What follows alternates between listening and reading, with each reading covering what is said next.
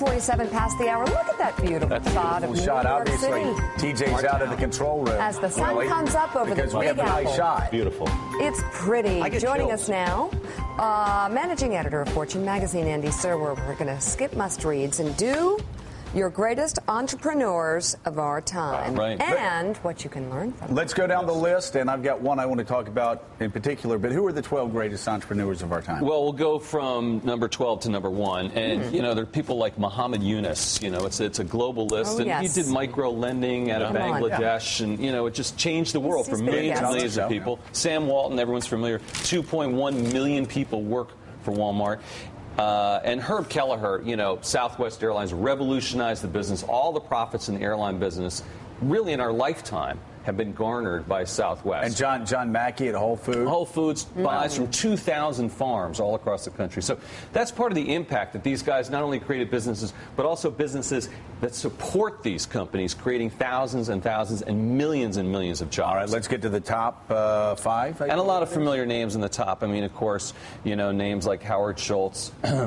Names like Steve Jobs. But, you know, we wanted to talk a little bit about FedEx. Yeah, let's talk about Fred Smith. He's kind of underknown. Number 3. You know, the impact of Federal Express. The guy, though, like, Andy, let's talk about Amazon. They're powered by FedEx.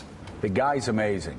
He really is. What Fred Smith has done at FedEx, and just a demand for excellence from the top down. Talk about his background. You know, he went to Vietnam. He was in the Marine Corps, and he did a lot of logistics work trying to get, you know, troops and material all across that country. And he saw that this was something he was good at, and he saw that was something that was needed in the United States. And when you think about what Federal Express does, it's made thousands and, again, millions of businesses, national and even international. So if you know of an eyeglass store, say in Seattle, the only way to get those glasses before was to actually go to Seattle or hope that the post office could get them there, which didn't work so well. Now you can get any product from any company anywhere in the United States.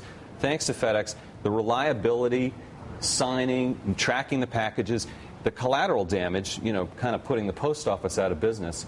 But what an incredible company. Is, FedEx was just so efficient compared to other companies. The thing that we always noticed, and my family used FedEx a lot, their first 5, 6, 7, 10 years, every time you called FedEx, a live operator picked up on the first ring. Right. And you always knew.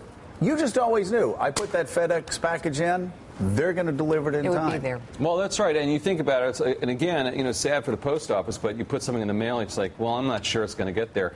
And we all know this feeling. If you really want something to get somewhere, you send it FedEx. Any threads with these entrepreneurs as far as human beings? Anything when you look at their lives, or obviously they're all brilliant people, but this is what goes into the DNA. They don't act like you. They're all. That's what they're actually. Well, you're an entrepreneur, yes, Johnny. I am. So and you know I was about number 13, I think. Well, yeah, just by hand. But you know, it's the think different thing, and you know that sounds easy. But talk about Steve Jobs, who's number 1 on the list, and you know we all know how he revolutionized all these businesses. We talked about him a lot. But one thing also he resisted and never did was market research. It was all about the gut. And he famously said, so glad you know, Alexander Graham Bell, did he do any testing to see if people wanted a telephone? No. And you know, you've got all this market research, all these consultants. I mean, we know it from our businesses. What do the people want? What does the audience want? How about what do you think they want? What's in your gut? By definition, you go that. Research tells you what was, not will be. Right. I mean, it's just so. And no one knew about an iPad or iPod or any of these things. Interesting looking at the list at Mark Zuckerberg, because the other names, you could say these guys spent a lifetime building these businesses. Mark Zuckerberg's was overnight. I mean, 2004, he's sitting in a dorm room in Harvard, and a couple years later, he's one of the richest guys on the face of the earth. And we still don't know the impact of it, really, Willie. I mean, it's so new, it's so young, and, you know, we see the privacy issues we've talked about in this program before, what's going on with Facebook and how it powers so many other, you know, Zynga, the game companies, the music businesses, all these other things. So, you know, Facebook is very much in its infancy. But again, a guy, you know, people told him no, they got mad at him at Harvard, he dropped out, he left, he did it his way. And so often it's hard to do that, but that's what the real successes come from. We don't know if Facebook's going to be with us 5 years from now the way it is today, but we do know Amazon is. Number 4, really quickly. Yeah. Amazon is just swallowing up everything. And I think Jeff Bezos doesn't get his due either, Joe, in some regards, because, you know, it is the online superstore of America. And, you know, of course, they sell everything now. But one thing people don't know is they power so many other businesses. They do the back office stuff and the software for a lot of other online businesses.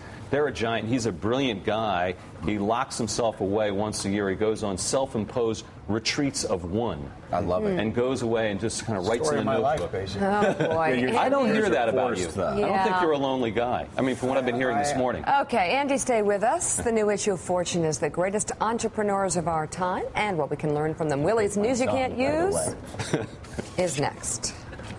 I bit my